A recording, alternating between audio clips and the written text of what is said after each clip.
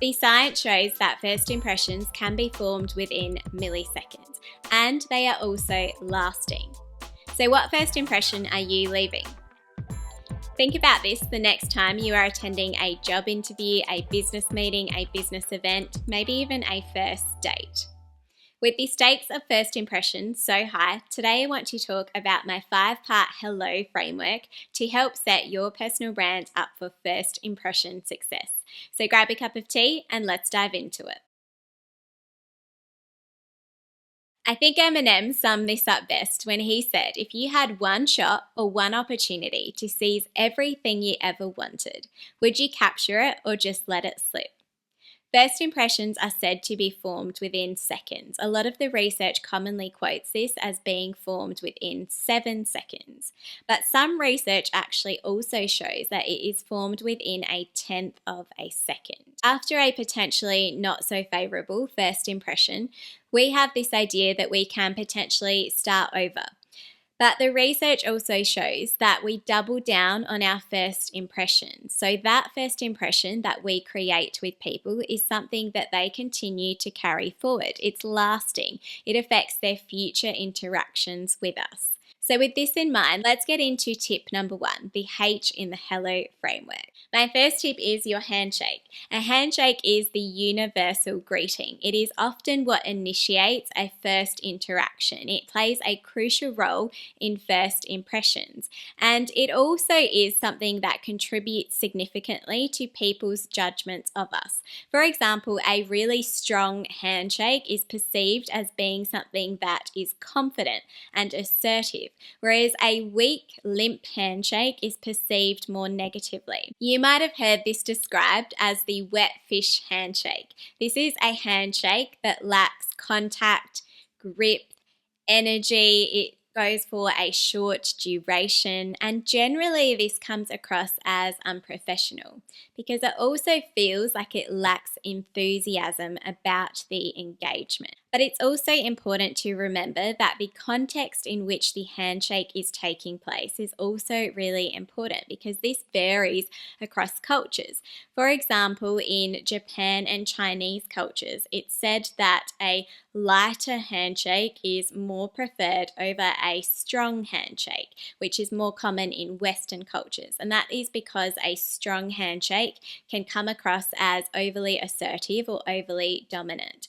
Then you have cultures like the Middle East, for example, where it is said that the handshakes there generally tend to go for a longer period of time and just feel warmer in general. Whatever the style, handshakes create a physiological response in the other person. It affects heart rate and hormone levels. So our body either has a stress response to a handshake, or we are able to promote feelings of trust and cooperation. The E in my Hello framework is exterior design. We have this nice idea that we don't judge a book by a cover, but we do. If the research shows that first impressions can be formed within as quickly as a tenth of a second, then that means that people are judging us before we've likely even said a word. They're probably judging us before they've even realized that they are judging us. So we can choose to either be offended or intimidated by this idea, or we can simply just choose to be intentional about what our exterior is actually communicating for us. For example, colors can communicate for you.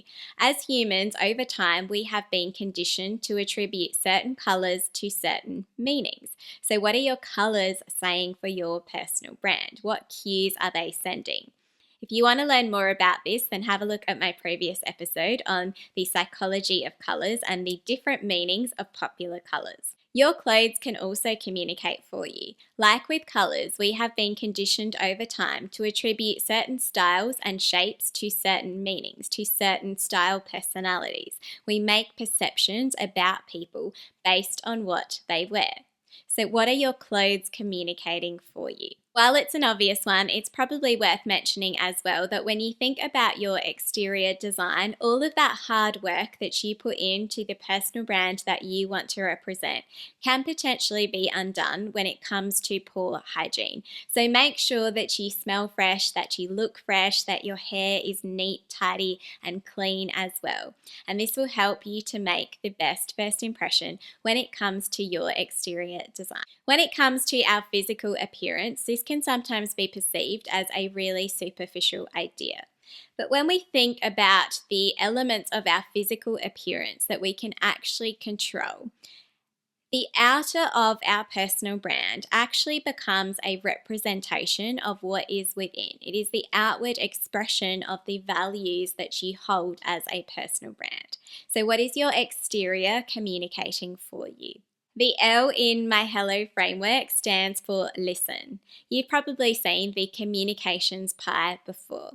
It tells us that when we are breaking down a communication, only 7% of that exchange is actually attributed to words. What is more important is your tone of voice and your non-verbal communication. Your tone of voice accounts for 38% of that interaction, and your non-verbal communication accounts for 55% of that interaction. So the words in an interaction is actually the least important thing. What is most important is the non-verbal communication. Now, I'm sure that you have heard all of the usual advice when it comes to listening. You've heard the advice to smile, to nod, to have direct eye contact, to have open body language to show that you are paying attention. But my theory is that if you have to have this inner dialogue with yourself about showing that you are listening, you probably aren't actually listening. You're probably not actually present in that moment. Instead, actually try to be present and to actually listen. Stephen Covey said it best when he said, "Most people do not listen with the intent to understand. They listen with the intent to respond."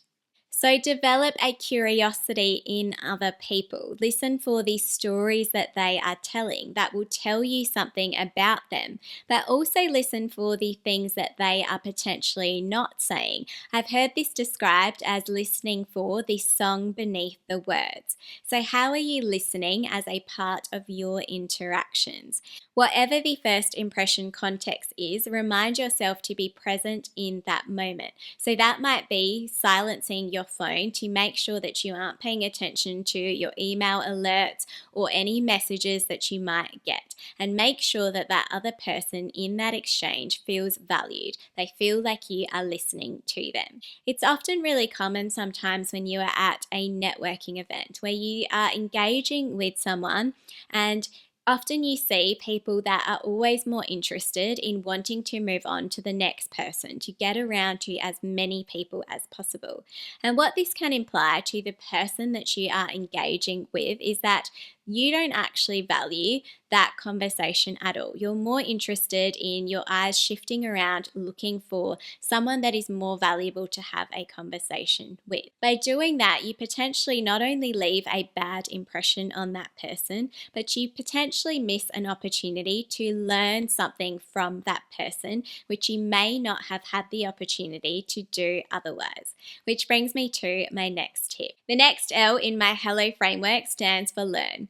Are you someone who struggles with talking more than you listen in a conversation? Maybe you like to feel like you're the one that is controlling the conversation.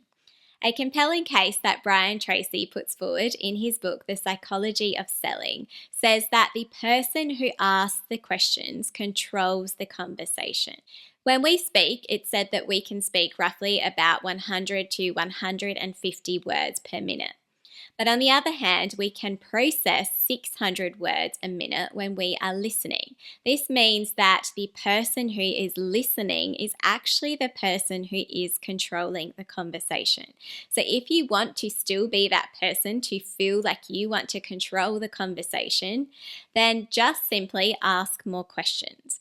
And not only is that going to be something that makes the other person feel valued, but like I said, you never know what you're going to be able to learn for yourself as a part of that interaction. You may actually start to be someone who generally naturally prefers asking more questions and listening over time. The O in my Hello framework stands for offer. When you meet someone new, don't ask yourself what that person can do for you. Ask yourself what you can do for that person.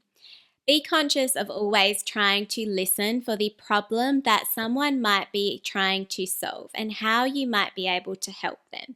And do this without the lens of your own self-promotion in mind. Maybe when you understand what it is that someone is trying to achieve, it reminds you to send them information that they might find useful. Maybe it is putting them into contact with a contact that you have that might help them with that problem that they are trying to help solve. You're connecting the dots for them by making that connection. People generally like people who are interested in them, who actually try and provide value to them. So remind yourself to just be curious about people, to learn what it is that they are experiencing and how you might be able to help serve them.